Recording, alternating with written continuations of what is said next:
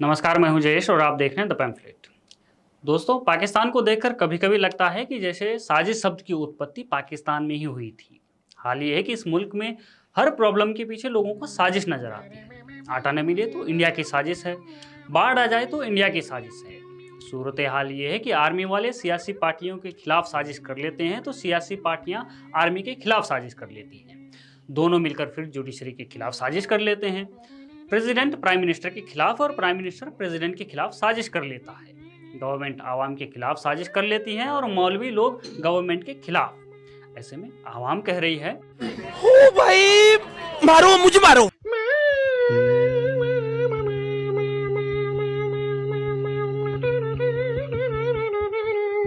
मतलब कई बार लगता है कि पाकिस्तान न होता तो साजिश शब्द का वजूद ही नहीं रहता।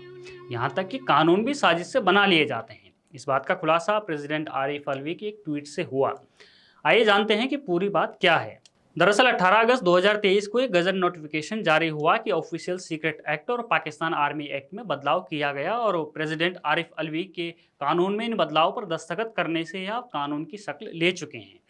अब इन कानूनों को लेकर पाकिस्तान की आवाम घबराई हुई क्यों है, इसे संक्षेप में समझें तो ऑफिशियल सीक्रेट एक्ट किसी भी व्यक्ति को 5 साल की सजा दिलवा सकता है अगर वह व्यक्ति ऐसी जानकारी जो मुल्क और उसकी सुरक्षा को नुकसान पहुंचाती है उसे जाहिर करता है या उसे उजागर करने का कारण बनता है।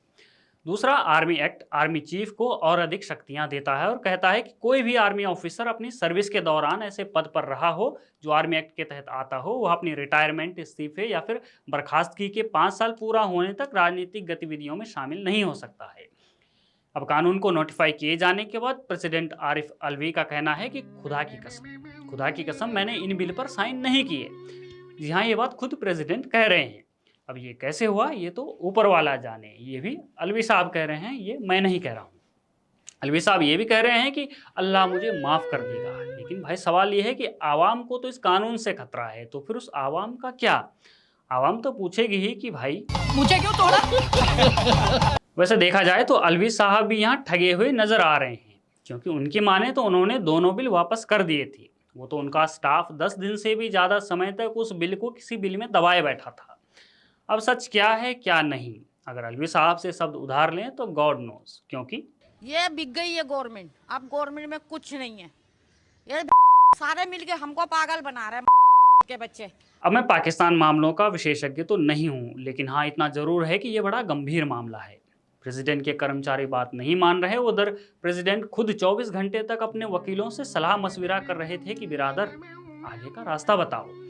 24 घंटे की बड़ी गंभीर चर्चा हुई होगी, ऐसा मैं मानता हूँ। और उसके बाद अंतिम फैसला लिया गया कि अब अपने पर्सनल अकाउंट से एक ट्वीट ही कर लेते हैं। यह अंतिम फैसला इसलिए भी कह रहा हूँ क्योंकि अमूमन ऐसा होता है कि प्रेसिडेंट के आधिकारिक अकाउंट से ट्वीट किए जाते हैं, लेकिन ये उनके पर्सनल से किया गया। अब इसका क्या मतलब है आप समझ सकते हैं। दूसरा, उन्होंने अपनी आखिरी लाइन में कहा है कि मैं उन लोगों से माफ़ी मांगता हूं जो इस कानून से प्रभावित होंगे। इसका अर्थ ये हो सकता है कि प्रेसिडेंट आरिफ अलवी ने अब हाथ खड़े कर दिए। खैर, जो भी हो, उनकी लाचारी और पाकिस्तान की बर्बादी साफ तौर पर नजर आ रही है। साथ ही नजर आ रही है आवाम को वो साजिश, क्योंकि इसी कानून के तहत इमरान खान की पार्टी के वाइस चेयरमैन शाह महमूद कुरैशी और असद उमर को बीते कल गिरफ्तार कर लिया गया था। आपका इसके बारे में क्या मानना है, हमें कमेंट बॉक्स में ज़रूर बताएं। बने रहिए हमारे साथ, देखते रहिए द पैम्फलेट।